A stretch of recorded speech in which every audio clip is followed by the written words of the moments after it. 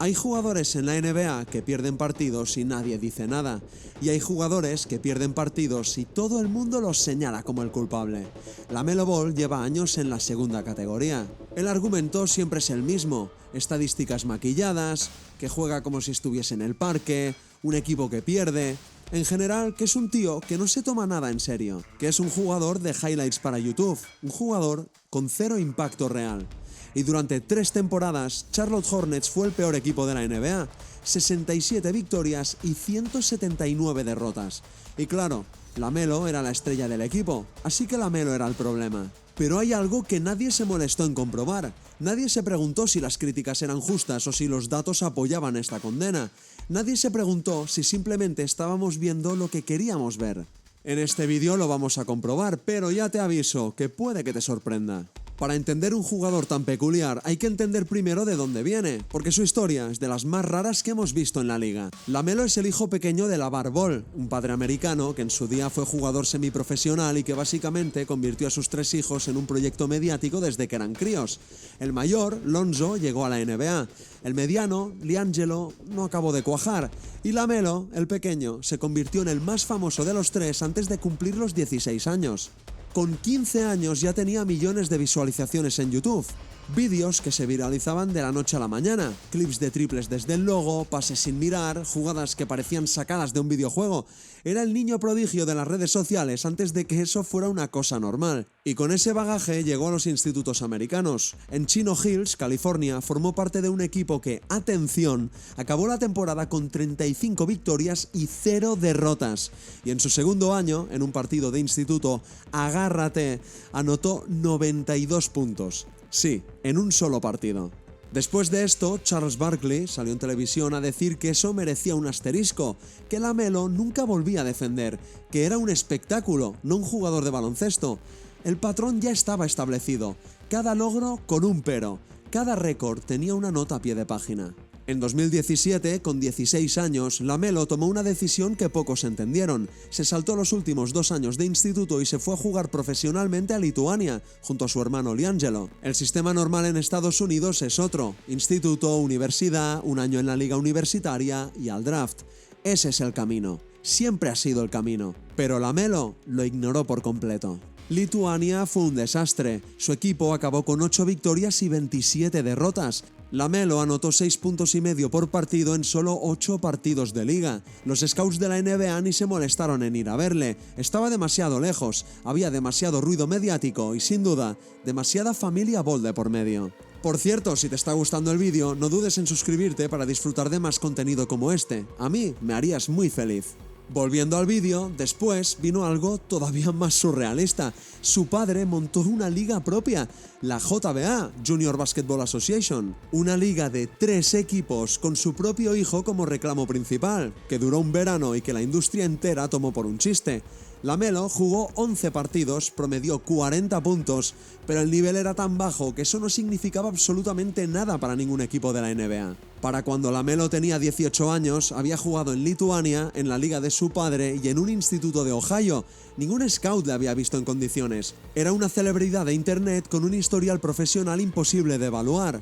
Y entonces tomó la mejor decisión de su carrera: se fue a Australia. La NBL australiana es una liga profesional de verdad, no es la NBA, pero es competitiva. Los jugadores son adultos, físicamente desarrollados y el juego es serio.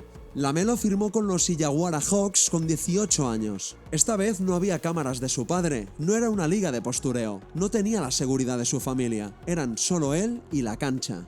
Y respondió. En 16 partidos promedió más de 16 puntos, casi 7 rebotes y casi 6 asistencias. Todo esto con 18 años, contra adultos, en una liga de verdad. Su ratio de asistencias por cada pérdida de balón fue de 2,83. Ese número, para quien no lo sepa, mide la inteligencia con el balón.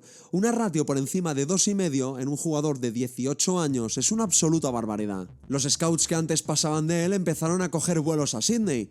En pocos meses subió más de 20 puestos en las quinielas del draft. Pasó de ser una promesa de internet sin probar a un talento top 3 confirmado. En el draft de 2020, los Charlotte Hornets le eligieron en el puesto 3. Era el jugador americano más alto seleccionado en la historia que, sin pasar por la universidad, había jugado baloncesto profesional en el extranjero. El experimento más raro de la NBA moderna no había hecho más que empezar. Primera temporada, 15,7 puntos, 5,9 rebotes y 6,1 asistencias. Líder de todos los rookies en asistencias y robos de balón. Premio al Rookie del Año de la temporada 2021. Veíamos el mismo estilo que todo el mundo criticó en el instituto. Los mismos triples imposibles, los mismos pases sin mirar, la misma creatividad que rozaba lo irresponsable. Y funcionó desde el primer día. Segunda temporada, mejor todavía. En sus primeros 47 partidos promedió casi 20 puntos, más de 7 rebotes y más de 7 asistencias. Con 20 años, primer All-Star de su carrera. Y entonces vino el dato que debería haber cerrado el debate para siempre, pero casi nadie conoce. LaMelo Ball se convirtió en el quinto jugador de la historia de la NBA en alcanzar 5.000 puntos, 1.500 rebotes y 2.000 asistencias en sus primeros 300 partidos. Los otros 4 son un tal Magic Johnson, Oscar Robertson, Walt Frazier y Luka Doncic. No es una lista a la que se llegue por accidente, es territorio generacional. ¿Y sabéis cuál fue la reacción mayoritaria? Pues que son estadísticas vacías en un equipo que pierde. La sentencia de los aficionados ya estaba dictada y no había datos que les hiciesen cambiar de opinión. Vamos a la temporada 22-23 y el cuerpo de LaMelo empezó a fallar. Y aquí es donde se complica la historia. Pretemporada, esguince de tobillo izquierdo de grado 2. Se perdió el inicio de la temporada. Después volvió y 3 partidos después se volvió a lesionar el mismo tobillo al pisar el pie de un aficionado que estaba en la línea de banda. Un mes después se lo torció de nuevo cuando un compañero suyo le cayó encima. Y en febrero, fractura del tobillo derecho. Operación, temporada terminada con solo 36 partidos jugados. Al año siguiente arrancó a un nivel estratosférico, casi 26 puntos en sus primeros 14 partidos. Y entonces el tobillo operado volvió a fallar. 22 partidos jugados en total, un absoluto desastre. La temporada siguiente tuvo problemas en la pantorrilla, en el tobillo de nuevo y la muñeca. 47 partidos jugados. En sus 2 primeras temporadas jugó el 82% de los partidos posibles. En las 3 siguientes, el 43%. Y aquí está el problema de la opinión popular. Cuando LaMelo estaba lesionado, Charlotte perdía. Cuando LaMelo volvía, Charlotte ganaba más. Pero la narrativa solo recogía esa primera parte. El equipo pierde y LaMelo es el problema. Si el equipo gana, es una racha, tampoco hay que exagerar. Pero los números lo decían sin ambigüedad. Con LaMelo en pista, el ataque de Charlotte generaba 112,6 puntos por cada 100 posesiones. Sin él, esa cifra caía a 108,5, un nivel que les habría situado entre los 5 peores ataques de toda la liga. Esto no son estadísticas vacías, eso es impacto real, impacto medible, consistente durante 5 años. Vamos ahora con el segundo argumento, el de que juega de manera irresponsable, como si jugara en el parque con los amigos, porque este es el que más se repite y el que más merece un análisis serio. Robert Horry, exjugador con 7 anillos de la NBA, dijo hace poco en su podcast que LaMelo no se toma el juego en serio, que si el base de tu equipo no tiene mentalidad ganadora, eso se contagia al resto del equipo, que es un problema de actitud, no de talento. Y cuando ves ciertos clips entiendes de dónde viene todo esto. LaMelo tira triples a una pierna desde 7 metros, lanza pases al espacio bastante raros de ver, a veces fuerza situaciones que el entrenador convencional le prohibiría, juega con tanta libertad que parece algo imprudente. Pero aquí está la trampa, esa libertad no es descuido, es el sistema de los Hornets. Cuando LaMelo entra en pista, el equipo organiza su ataque a través de él. Él es el que toma las decisiones. Es un jugador que crea ventajas para sus compañeros sin que ellos tengan que trabajar de más para conseguirlas.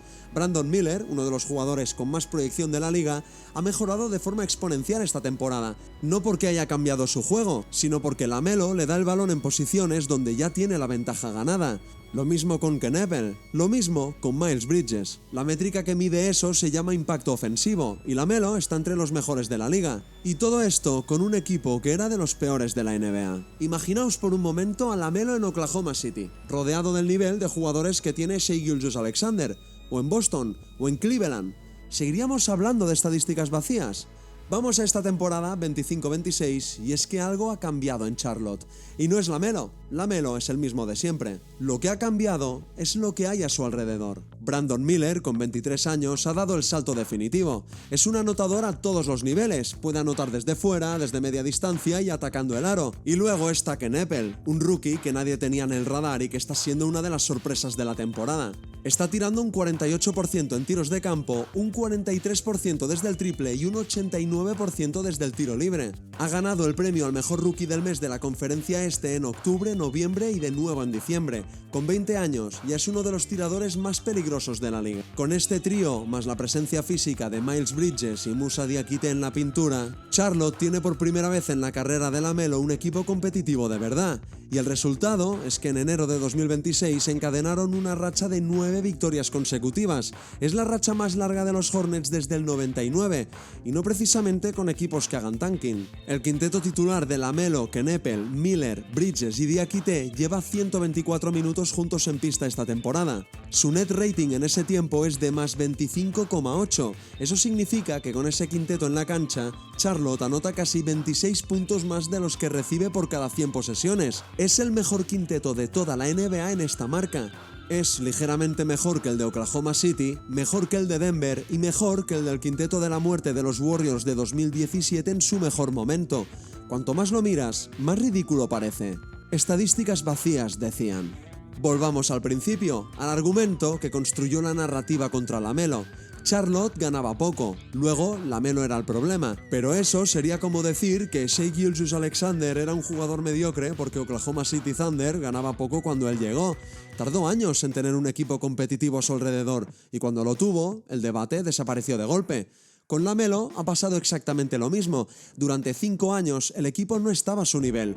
Los datos lo decían, el impacto ofensivo lo decía, los números de cuando jugaba frente a cuando no jugaba lo decían. Pero el relato popular no quería escuchar eso. Era más sencillo mirar el resultado final y culpar al jugador mediático. ¿Que LaMelo tiene cosas que mejorar? Por supuesto. La selección de tiro es un tema que debe mirarse. Hay partidos donde fuerza demasiado, donde tanta creatividad se convierte en un riesgo innecesario. Eso es así y no se puede negar. ¿Que su historial de lesiones genera dudas? Pues también, lleva años con problemas en los tobillos y eso no se borra con 9 victorias seguidas.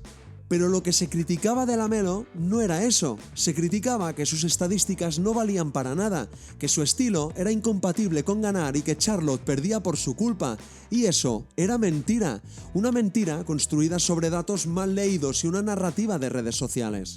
LaMelo Ball tiene 23 años, no ha jugado todavía unos playoffs y Charlotte está ahora mismo en el 9º puesto en la Conferencia Este, peleando por una plaza en el play-in. Si entra en playoffs, si aguanta físicamente, si el equipo mantiene el nivel, el debate puede que se cierre definitivamente. Pero si eso no sucede, la narrativa seguirá viva.